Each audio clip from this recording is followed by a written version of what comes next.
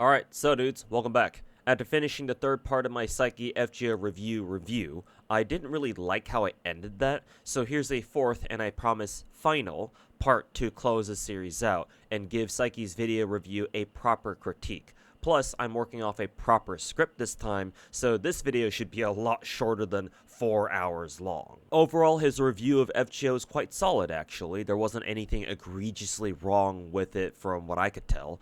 None of the major points he made about the game were things that I would hard disagree with, and even if there were, you guys would have caught it before I did.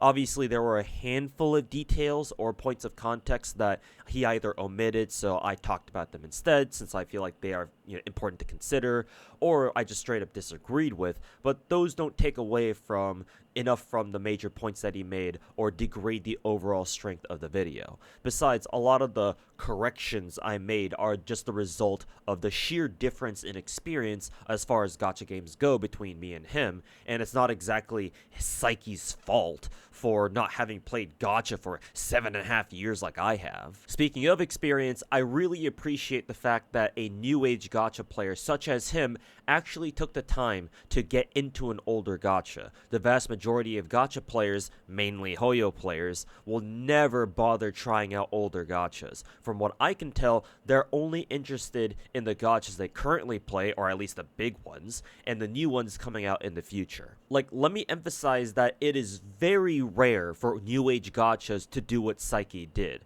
Gacha content creators can sometimes pick up older gachas, sure, but it's either because they took a sponsor for them, or they have nothing to do in their current gachas and they desperately need more content. The vast majority of them aren't really interested in picking up an old school gacha and playing it for a decent amount of time. So the fact that Pseychie started with Genshin and then played FGO for 2.5 years, to me that is very impressive, because old school gachas do many things very differently from what modern gachas do, things that would be absolutely foreign to, or even unbearable to newer gacha players. Yet he stuck with an old ass, unoptimized piece of shit like FGO for far longer than I would have expected a Genshin player like him to.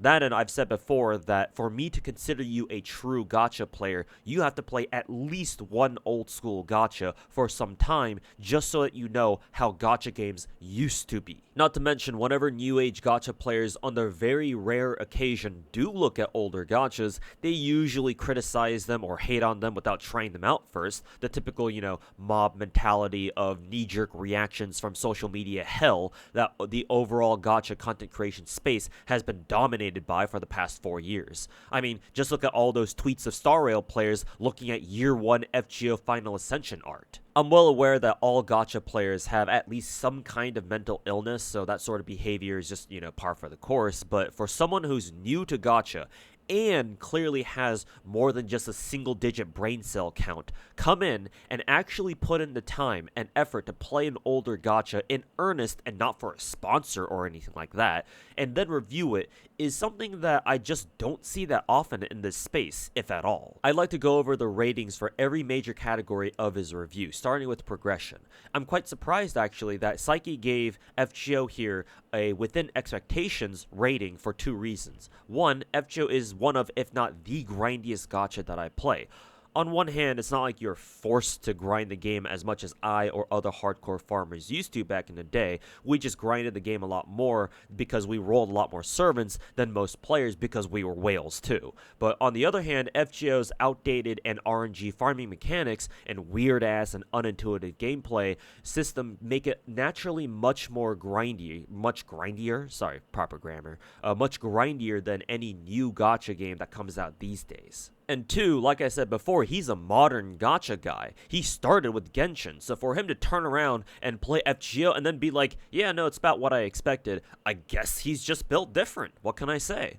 Maybe he's played, like, normal, in quotes, games that were also really grindy, like, I don't know, MMOs or something, but until he drops some more lore about himself, I'm not gonna assume that. So if I were to use Pseychie's own rating system, I would personally crank it down 1 notch to below expectations. But because of this is the only part of his review that I would outright disagree with, because his calling FGO's progression within expectations might give some of his viewers the wrong idea that, FGO's grind isn't actually that bad, when in fact, most likely, it is that bad. The issue is that it's hard to convey to people who've never played an older gacha than, like, say, Genshin Impact, just how much of a slog the grind is in FGO, especially when you're first starting out. That and most gacha players clearly don't have as high of a brain cell count as Pseychie does. It's truly something that you have to experience firsthand for yourself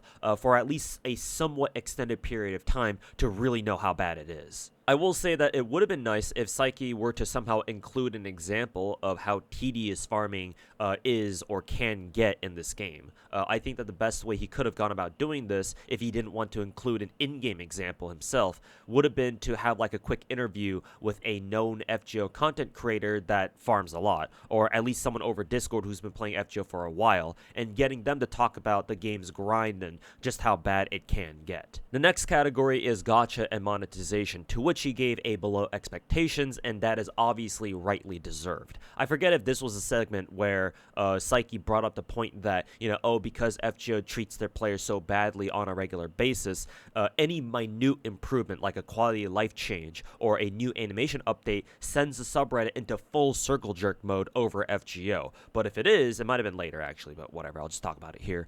Then I just want to say that I like how he brought this up. Every gacha, well, at least most of them, has their glazers and a die-hard portion of their fanbase that will defend their favorite gacha through hell and high water to shut out any potential criticism of the game. And unfortunately, as Pseychie himself has very clearly stated throughout his review, FGO is no different. And while I think my own opinion on this game carries more weight than others, or at least most others, there will still be glazers out there who will try to discredit what I have to say with excuses like, oh, you're a whale, you spent so much money on this game, so it's so obvious that you're just hating because you want your money back, and other, dumb shit that I can't think of for them because I'm not as retarded as they are. So for Pseychie to come out and say a lot of the same shit that I've been saying on stream whenever people come in and ask for my opinion on FGO's current state, I feel fucking vindicated. The third category is presentation, and he also gave it a very well-deserved below expectations. Honestly, this is also another category where I'd take it a step further and crank that shit down at least 2 more notches, the first being bullshit and the second one being hot dog shit, given how much I use those 2 profanities in my other videos. And the reason why I do that here and not, for example, in the gacha and monetization part is because gachas being greedy is shitty, yeah, but it's not unexpected, right? You're not exactly surprised when a gacha has shitty rates because you know why they're ass, or at least you should know why. However, I take basic shit like skill information and numbers, previewing new characters, UI accessibility, things like that, much more seriously because gachas are games at the end of the day, despite what some people might try to tell you. So the gameplay experience needs to be as good as it can be if you're trying to bait your players into pulling new characters every 3 weeks or so. To this day, FGO is the only gacha that I play that doesn't even have the decency to tell you the exact numbers on your servants' skills outside of like the append skills, among other terrible presentation design choices that Pseychie's already gone over in his video. I judge FGO much more harshly on this particular aspect because the lack of presentation in this fucking game actively prevents players from being able to figure out what the hell they're doing, to a degree that almost none of my other gacha games do. Speaking of another category that I'd give a harsher rating in, the fourth one is late game content. Pseychie gave this a within expectations, though he does say only barely. Again though, I'm surprised that this isn't below expectations territory. I've explained in my critique videos that the way FGO handles its endgame content is through event challenge quests, which include the anniversary memorial quests, by the way, I'm just grouping them together, and story fights. But the problem with this style of endgame content, in case I didn't explain it already, is that you can only do those story fights once, and that's it, outside of those memorial quests, and even then, they don't bring all the story fights back, just the final battles, or at least the big ones. And most events only give you 1, maybe 2 challenge quests, and then once in a while, boom, we get a lottery event that has fucking 12 of them all at once. right? And remember how I talked about how important lottery events are from a farming perspective. So a lot of people are going to be busy farming and either might not have time or the motivation after they're done farming to get those challenge quests done. On top of which, FGO slowed down its content cycle, starting with starting 2 or 3 years ago. So we're not even getting as much endgame content as we used to. And if FGO doesn't have an event going on and you're all caught up with the story and you've already done all the advanced quests, for example, there's literally nothing for you to do except, either dump stamina on a random free quest somewhere or just make blue apples and then go fuck off, right? And that's before you realize that FGO doesn't have like a Spiral Abyss, MOC, Shiyu defense, TOA modes, anything like that, right? Any endgame mode that refreshes on a regular basis for more gems, among other things that it doesn't have. Like, we can keep going on and on about all the endgame shit that FGO does not have compared to other gacha games these days. So personally, I think Pseychie should have kicked the needle here down even further into full-on below expectations territory. The fifth category is FOMO, and he rated this as within expectations. As weird as this feels for me to say, I actually agree with this one, although I think just barely. Since I've been playing this game since its launch on NA, I can tell you for a fact that FGO had Omega FOMO for like the bulk of its life cycle. Limited 5 stars almost every single banner, both servants and CEs. Event welfare servants that if you didn't play their original events or at least their reruns, you can go fuck yourself.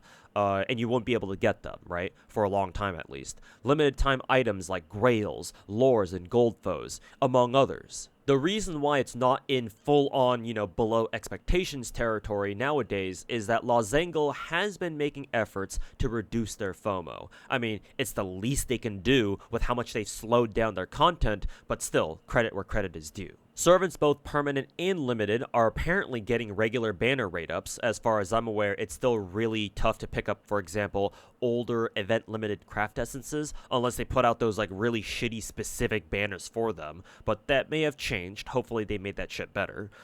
Old content like past mystic codes and costumes are put into Rare Prism shop or like the dressmaking shop at least. It'd be a lot better if FGO gave out more Rare Prisms for free-to-play players, but at least there's a way to access the older stuff. Better than nothing, I guess. And of course, the older event welfares that they've been bringing back through the whole evocation event thingy. Even the limited time items that I mentioned earlier, they're giving out more of. So even if you missed out on previous event exclusive grails and lores, it's not as bad, though some items like gold foes, for example, are still going to take forever to accumulate. But they have brought back most of the important stuff that players have been asking for. As much as I've hated on this game and all the shit that it does badly, and as much as I remember how bad things used to be, I also can't deny that in this area at least, the game has definitely shown some improvement, even if it took them way too long to do so. Hence my own within expectations rating, but again, just barely. In the final individual category, variety and content frequency, Pseychie gave this a below expectations, and yet again, I couldn't agree more. To add something here that I didn't mention in my long videos, the primary reason why I've slowly developed a more and more negative outlook on FGO over the years is because it hasn't changed.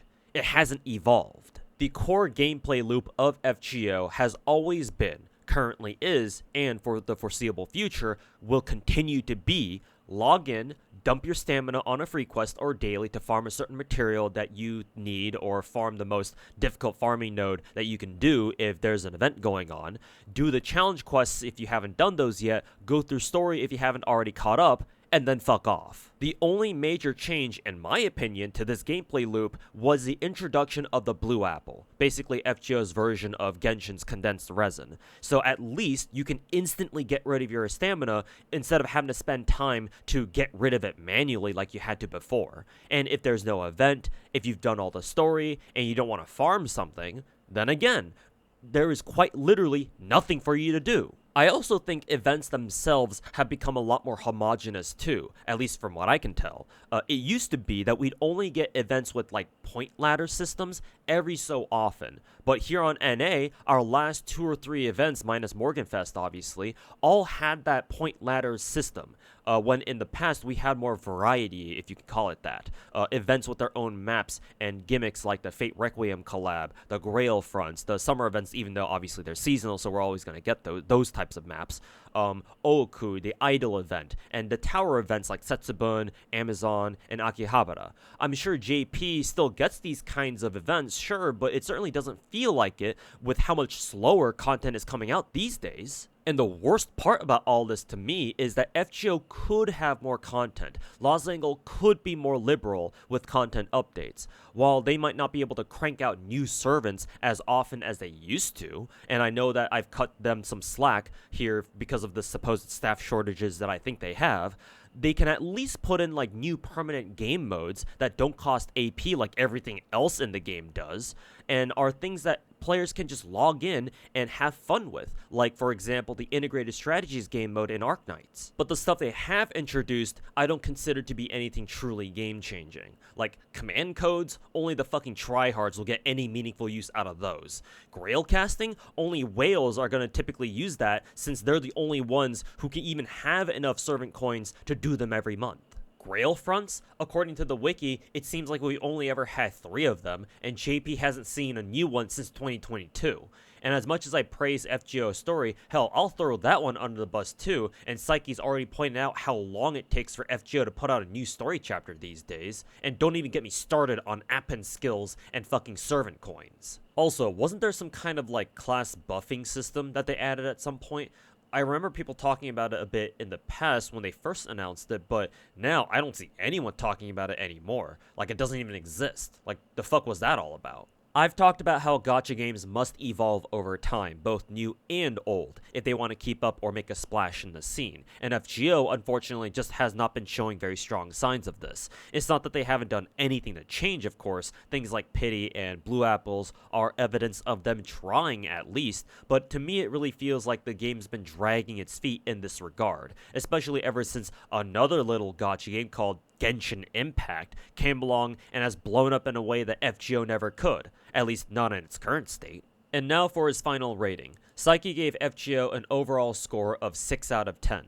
I think you can guess where I'm about to take this. I think this score should be even lower. I think that 6 out of 10 is still a little too generous, and even despite knowing that Pseychie has stuck with FGO for a lot longer than most of the other gachas that he's reviewed, at least I think so, I have to play my gacha god card here again and say that he hasn't played not just FGO, but gacha games in general quite long enough. While I credited Pseychie for being built different, that he started with Genshin and then went back to go play some older gachas like FGO, I started with old school gachas. I've picked up over a dozen gacha games and stuck with most of them to this day. I have seen gachas change. I've seen them evolve, slowly but surely, overall for the better, though of course the process itself hasn't always been smooth sailing. So given that Pseychie held FGO up to modern gacha standards, I can see why he gave it a 6 out of 10. But when I do the same, there are a lot of old scars that I can rip open. Scars that Pseychie and other new age gacha players thankfully will never get.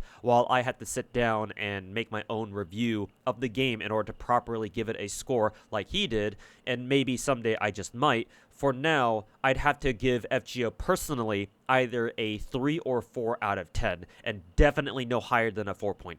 To close the rest of this video out, I do have a few criticisms that I would like to point out. Again, nothing that really takes away from the overall quality of Pseychie's review or anything like that, but I'd like to get them off my chest regardless. I tried to explain these at the end of the third video, but I did it really sloppily, so I'll elaborate properly now that I'm working off a script here. The first thing is that I'm not a big fan of his attitude in his video at times. I'm specifically referring to the points in his video where he says stuff like, "Oh, I already know what you're thinking," or "before you say this," or "I'm already 3 steps ahead of you," stuff like that. Obviously, he's saying this as a way to respond to potential counterpoints, but to me, in the context of this video, that sort of comes off as, like, arrogant.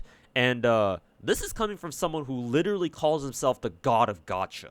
And the reason why is because he sounds like he knows so much about FGO that he already knows what his potential detractors might say. The whole 3 steps ahead thing that Pseychie himself says. In my opinion, I think that it's a lot more important to present your own arguments first without concerning yourself with the potential counter arguments immediately. Because if you want to respond to those counter arguments, like, you can just make a whole ass follow-up video just for that, and I believe Pseychie has done just that a few times. That, and I don't know if he felt more compelled to talk like this because he has more experience in FGO compared to the other gachas he's reviewed, or this is just his, like, style whenever he does a gacha review, but if it's because of the experience, let me just say this, there's always a bigger fish out there, and here, in the context of this video, I am the bigger fish. And even I don't like talking like this, not just because it makes you sound like an asshole, but also you could be straight up wrong about what it is that you're assuming the other party might say.